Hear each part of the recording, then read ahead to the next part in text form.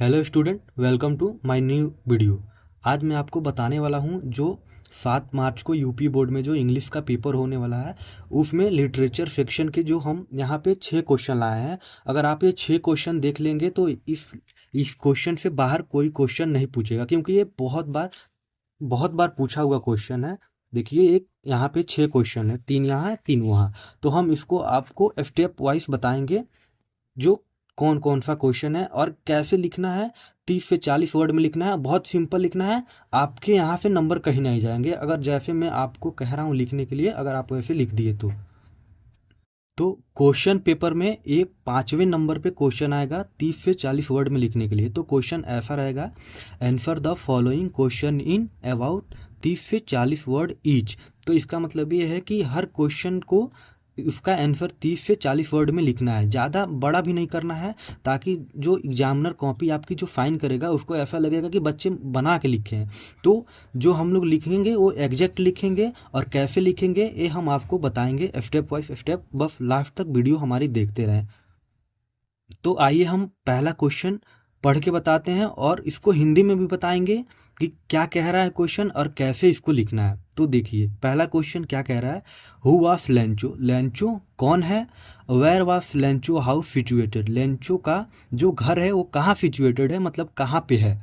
तो हम लोग उसको आंसर में ऐसे बना के लिखेंगे, पहले तो आंसर डाल देंगे, उसके बाद से यहाँ पे स्पेस दे देंगे, उसके बाद से आंसर लिखेंगे कि Lencho was a poor farmer, जो कि लेंचो एक गरीब किसान है। His house was situated on the crest of a low hill, इसके पहाड़ी के किनारे एक छोटा सा क्रेस्ट के नीचे इसका एक घर है। तो ऐसे इसको लिखेंगे। तो हमने पहले का बता दिया, हुआ फ्लेंचो, वेयर वाज फ्लेंचो हाउस सिचुएटेड। तो हम लोग इसको ऐसे लिखे हैं, तो ऐसे बता देंगे, Lencho was a poor farmer, his house was situated on the crest of a low hill. अब हम लोग दूसरा क्वेश्चन को पढ़ेंगे और हिंदी में बताएंगे, और कैसे लिखना है ये भी बताएंगे आपको। तो आइए स्टार्ट करते हैं दूसरा question. How did the post master collect money from Lencho, जो पोस्ट मास्टर होता है वो लेंचो से कैसे अपने पैसे कलेक्ट करता है, मैं आपको उसको ऐसे बताऊंगा। तो देखिए इसका आंसर कैसे लिखेंगे। The post master collected some money from his employ, जो पोस्ट मास्टर है पहले तो अपने एम्प्लॉयज होते हैं जितने पोस्टमैन, उनसे पैसा इकट्ठा करता है। और दूसरा, he himself gave part of his salary, वो अपने सैलरी से भी कुछ देता है। He also made several of the friends to contribute for the noble cause, उसने अपने दोस्तों से भी कहता है कि आप चैरिटी में या कंट्रीब्यूट कर दें कि गरीब इंसान की मदद करनी है। और इसलिए पैसे इकट्ठे करके वो जो लैंडर होता है, जो लैंचो होता है, उसको पोस्ट मास्टर कलेक्ट करके देता है। अब आइए हम तीसरा क्वेश्चन पढ़ के सुनाते हैं। What is the greatest wealth of a nation in Mandela opinion. तो इसका मतलब ये होगा, जो मंडेला के हिसाब से, मंडेला के ओपिनियन से जो देश की जो संपत्ति है वो क्या हो सकती है। इसका पहले आंसर ऐसे लिख देना है और ऐसे सेमी कोलन टाइप का बना देना है। अब उसके बाद से लिखना है, Mandela thinks that the greatest and real wealth of a nation is its people. तो इसका मतलब ये होगा, मंडेला की सोच से, कि जो ग्रेटेस्ट एंड रियल वेल्थ होगा, यानी कि जो ग्रेटेस्ट और जो नेशन, राष्ट्र के लिए जो संपत्ति होगा वो राष्ट्र के लोग होंगे। अब उसके बाद से, they are fine and true then the purest diamond, वो बहुत अच्छे और ट्रू डायमंड से भी प्योरेस्ट हैं। तो इसका आंसर, तो फिर हम इसको देखिए पूरे अच्छी तरीके से बताते हैं। What is the greatest wealth of a nation in Mandela opinion. तो इसका आंसर अभी हम जैसे बताए हैं, फिर उसको ऐसे पढ़ लीजिएगा, Mandela thinks that the greatest and real wealth of a nation is its people, they are fine and true then the purest diamond. यहाँ पे उसके बाद से फुल स्टॉप लगा दीजिएगा। तो स्टूडेंट, जैसे कि मैं बता दिया हूँ, अगर आपको अच्छा लगे तो इसको लाइक कीजिएगा, कमेंट कीजिएगा। अब आइए हम लोग बढ़ते हैं अपने नेक्स्ट क्वेश्चन की तरफ। तो देखिए, तो आइए हम लोग दूसरा क्वेश्चन पढ़ते हैं, जो कि चौथा क्वेश्चन है। What are the animals you are likely to see in Coorg. ये बहुत मोस्ट इंपॉर्टेंट क्वेश्चन है, जो कि ये बहुत बार पूछा है, बाकी सबसे तो बहुत इंपॉर्टेंट है क्योंकि इस कई बार पूछा है। तो इस क्वेश्चन का मतलब ये है, जो एनिमल जो कुर्ग के जंगल में पाए जाते हैं वो कौन कौन से हैं। तो हम लोग इसका आंसर लिखेंगे पहले, उसके बाद से लिखेंगे the animals likely to be seen in Coorg, मतलब कि जो एनिमल कुर्ग में पाए जाते हैं या देखे जाते हैं वो कौन कौन है। Are macaques, Malabar, squirrel, langurs, slender, loris, elephant, bees, butterflies and fish etc. उसके बाद से क्या करना है, यहाँ पे आपको फुल स्टॉप लगा देना है। उसके बाद से ये क्वेश्चन कंप्लीट हो जाएगा।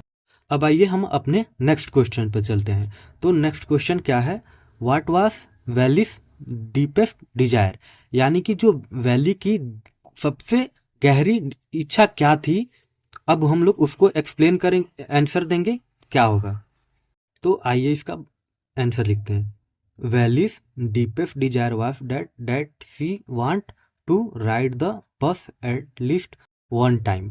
तो वैली का जो डीपेस्ट डिजायर होता है वो ये होता है कि वो चाहती थी कि वो बस में राइड करे एटलीस्ट वन टाइम, मतलब कि एक बार अपने लाइफ में कभी ना कभी एक बार वो बस में ट्रेवल करे, यानी कि वो सैर करे।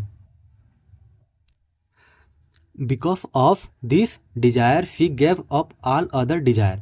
तो अगर वो ऐसा करती है, बस में एक बार ट्रेवल करती है, तो उसका जो सारे डिजायर होते हैं, मतलब जो इच्छा होंगे वो पूरे हो जाएंगे। अब फिर से कॉमा लगा देंगे ताकि जो एग्जामिनर होगा उस पर अच्छा इंप्रेशन पड़ेगा कि हाँ बच्चा को कुछ तो आ रहा है। अब उसके बाद से सो डैट लगाएंगे, सो यानी कि ताकि, so that she could collect up some money to ride in a bus, ताकि वो कुछ मनी कलेक्ट कर सके और वो बस में राइड कर सके। तो ये यहाँ तक कंप्लीट हो गया। फिर आपको मैं इसको रिपीट कर दे रहा हूँ।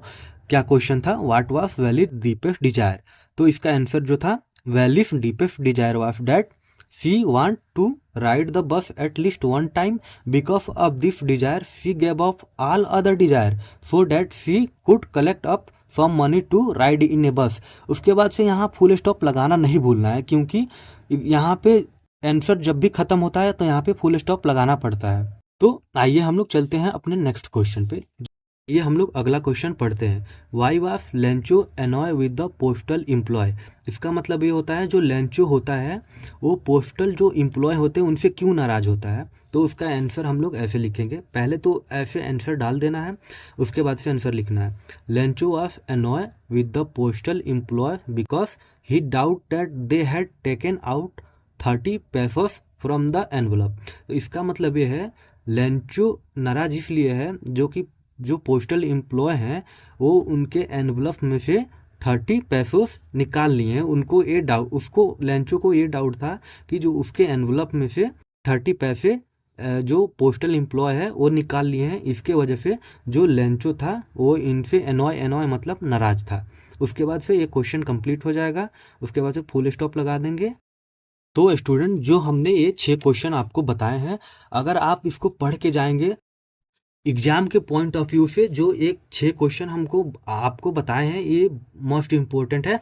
अगर आप इसको पढ़ लेंगे तो बोर्ड में आपके यहाँ से 5 नंबर वाले क्वेश्चन तैयार हो जाएंगे। और कैसे लिखना है, जैसे हम लिखे हैं वैसे स्टेप वाइज लिखना है, तो जो एग्जामिनर कॉपी चेक करेगा आपका वो नंबर काट ही नहीं सकता, अगर आप जैसे हम बताएं उसको आप फॉलो करके अगर लिखते हैं तो स्टूडेंट, अगर आपको ये वीडियो अच्छी लगी है तो इसको आप शेयर कीजिए, फॉलो कीजिए और अपने दोस्तों को भी बताइए और चैनल को सब्सक्राइब कीजिए। और थैंक यू फॉर वॉचिंग।